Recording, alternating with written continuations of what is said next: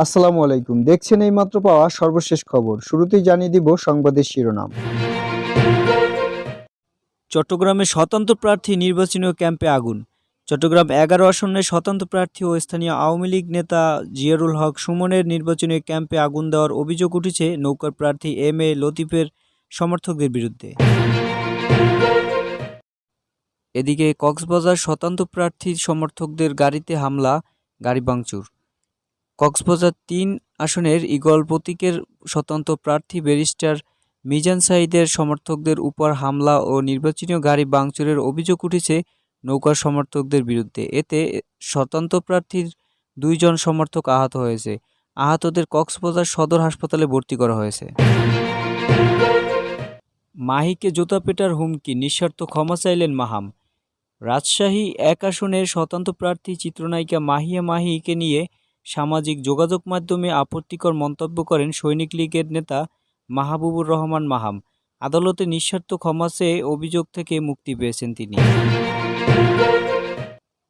লালমনিরহাটে যুবলীগ ছাত্রলীগের হামলায় লাঙ্গলের ১৪ জন আহত। লালমনিরহাট ৩ আসনের নৌকার প্রতীকের নেতাকর্মীদের হামলায় জাতীয় পার্টি নাঙ্গল প্রতীকের ১৪ জন নেতাকর্মী আহত হয়েছেন। বুধবার দুপুরে লালমনিরহাট শহরের আলেরূপা মোড়ের জাতীয় পার্টির কার্যালয়ের সামনে এ ঘটনা ঘটে। ইউরোপীয় নির্বাচনী বিশেষজ্ঞ দলের সঙ্গে বিএনপির বৈঠক। এদিকে বিএনপির নেত্রী সেলিনা রহমান বললেন, স্মার্ট বাংলাদেশে মানুষ অ্যানালগের মাধ্যমে ধুকে ধুকে মরবে। এবারে জানিয়ে দিব বিস্তারিত সংবাদ। তার আগে আমার চ্যানেলে নতুন হলে অবশ্যই চ্যানেলটা সাবস্ক্রাইব করে পাশে থাকবেন এবং আপনাদের মন্তব্য এবং আপনারা কোথা থেকে দেখছেন সেটি অবশ্যই কমেন্ট বক্সে জানাতে ভুলবেন না। অবশ্যই বেল আইকনটি বাজিয়ে রাখবেন নিত্য নতুন আপডেট পেতে।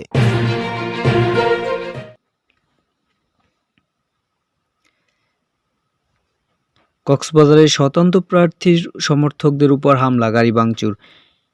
বুধবার বিকেলে 4:30টার দিকে রামু ফুটবল চক্র এলাকায় এ হামলা ও ভাঙচুরের ঘটনা ঘটে। প্রত্যক্ষদর্শীরা জানান, স্বতন্ত্র প্রার্থী ব্যারিস্টার মিজান সাঈদ নির্বাচনের প্রচারের জন্য গাড়ি বহর নিয়ে যাচ্ছিলেন। এ সময় নৌকার প্রতীকের সমর্থকরা ছুটে এসে প্রচারণা গাড়ির উপর হামলা চালায় এবং নির্বাচনী প্রচারণা মাইকিং গাড়ি সিএনজি ভাঙচুর করে। স্বতন্ত্র প্রার্থী ব্যারিস্টার মিজান সাঈদ বলেন, আমি প্রতিদিনের মতো নির্বাচনী প্রচারে যাচ্ছিলাম। হঠাৎ নৌকা স্লোগান দিয়ে আমার গাড়ির বহরের উপর হামলা করে। আমার জনপ্রিয়তা ঈর্ষান্বিত হয়ে নৌকার প্রার্থী কমনের ইঙ্গিতে তার লোকজন আমার নির্বাচনী গাড়ি ভাঙচুর ও সমর্থকদের মারধর করে আহত করেছেন।